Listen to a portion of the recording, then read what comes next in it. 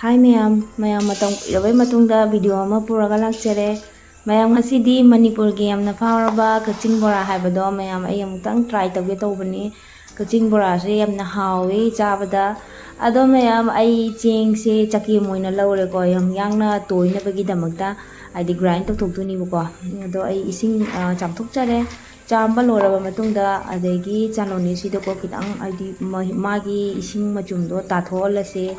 aduga fadana machum singdo isingi marikto loina adi yahon loroi siba ko aduge mahaktang aina sumaina sa chaloni sida sandoga ko makada pona mathamaga machum je tahalle aduga ai hawai je ngarang di tingchen na tharamabani ko ada kangaba yangasi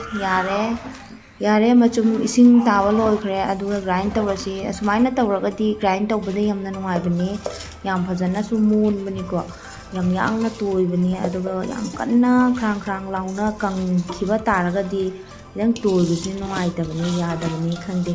egi mixi sina tawbradi dudi haiba ngamdre ado ai haji grind tawjarage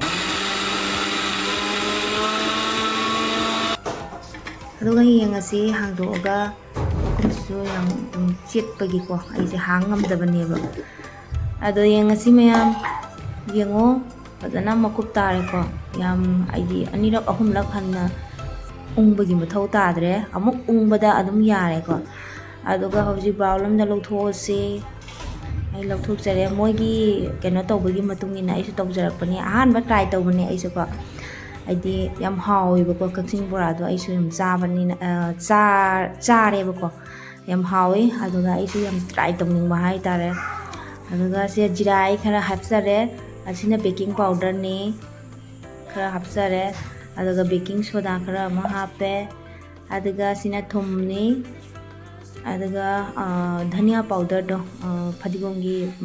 makup hai tare makup to khara chaisalle aduga sina moro kitang asuba chaisalle aduga phajana okharasi ko mix toksalasi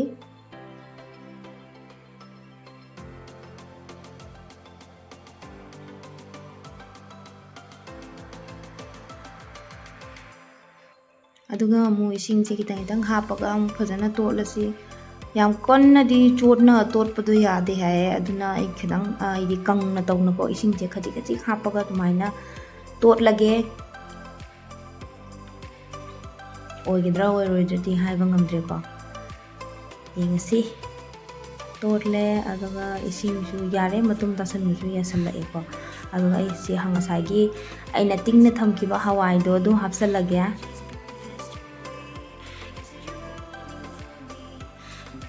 aduga amu phajana mix tawrasi ko sing watpa male ising je khaji hapaga sum mix tawraga jing tawrasi aduga matung taba mu yengminarasi mayam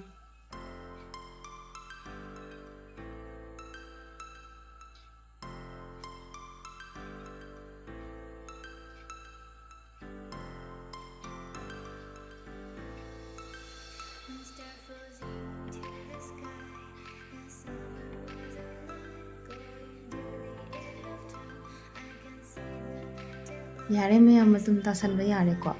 ai ahanbagi try tawni mase yare aduga mathang asum tasallaga sumaina tasallaga thammage aduga amu tawthoktoini mayam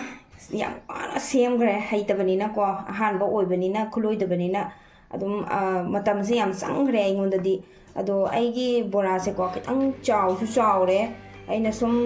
yangna loraga lore dana ko yangna adum khatang chawna dum tawre moigidi adum chawbani pitak tawbani ko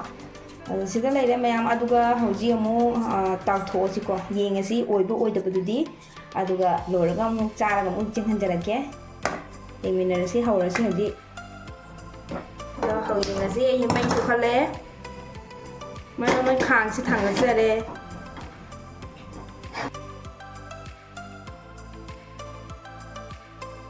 thausu haijinjare sum khara haijarage aduga sumaina khabai sida ahum mari manga tawraga thangalaga sumaina thadabiga sibako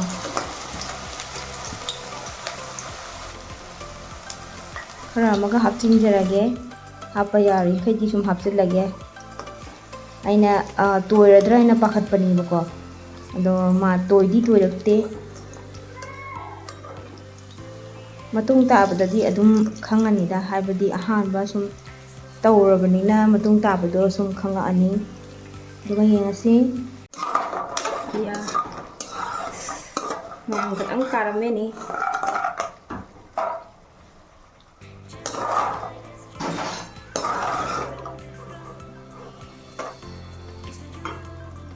ꯑꯣꯏꯗꯤ ꯑꯣꯏꯔꯦꯍꯦ ꯂꯧꯊꯣꯛꯑꯒꯦ ꯁꯤꯗ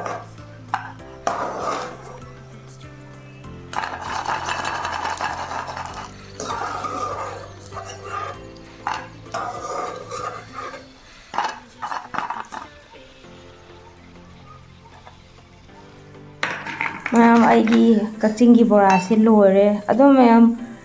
ꯈꯤꯇꯪꯗꯤ ꯀꯥꯕ ꯌꯥꯎꯈ꯭ꯔꯦꯀꯣ ꯑꯗꯨꯏꯁꯨ ꯑꯗꯨꯝ ꯑꯣꯏꯗꯤ ꯑꯣꯏꯔꯦ ꯑꯗꯨꯒ ꯌꯥꯝ ꯃꯥꯟꯅꯅꯗꯤ ꯑꯣꯏꯕ ꯉꯝꯗ꯭ꯔꯦꯀꯣ ꯑꯗꯨꯏꯁꯨ ꯑꯗꯨꯝ ꯌꯥꯔꯦ ꯃꯌꯥꯝ ꯑꯍꯥꯟꯕ ꯑꯣꯏꯕꯅꯤꯅ ꯑꯗꯣ ꯃꯊꯪ ꯇꯥꯕꯗꯗꯤ ꯐꯖꯅ ꯃꯥꯟꯅꯕ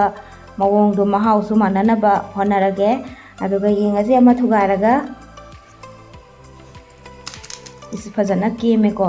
ꯌꯥꯔꯦ ꯃꯅꯨꯡꯁꯨ ꯃꯨꯜꯂꯦ ꯑꯗꯣ ꯃꯌꯥꯝ ꯚꯤꯗꯤꯑꯣꯁꯦ ꯁ꯭ꯋꯥꯏꯁꯦ ꯂꯣꯏꯁꯤꯟꯖꯔꯒꯦ ꯃꯌꯥꯝ ꯅꯨꯡꯁꯤꯕꯤꯗꯨꯅ ꯂꯥꯏꯛ ꯀꯣꯃꯦꯟ ꯁꯕꯁꯀ꯭ꯔꯥꯏꯕ ꯇꯧꯕꯤꯔꯝꯃꯣ ꯃꯊꯪꯗꯁꯨ ꯅꯦꯛꯁ ꯚꯤꯗꯤꯑꯣ ꯑꯗꯨꯝ ꯄꯨꯔꯒ ꯂꯥꯛꯄ ꯉꯝꯕ ꯑꯣꯏꯖꯒꯦ ꯑꯗꯣ ꯃꯌꯥꯝ ꯕꯥꯏ ꯕꯥꯏ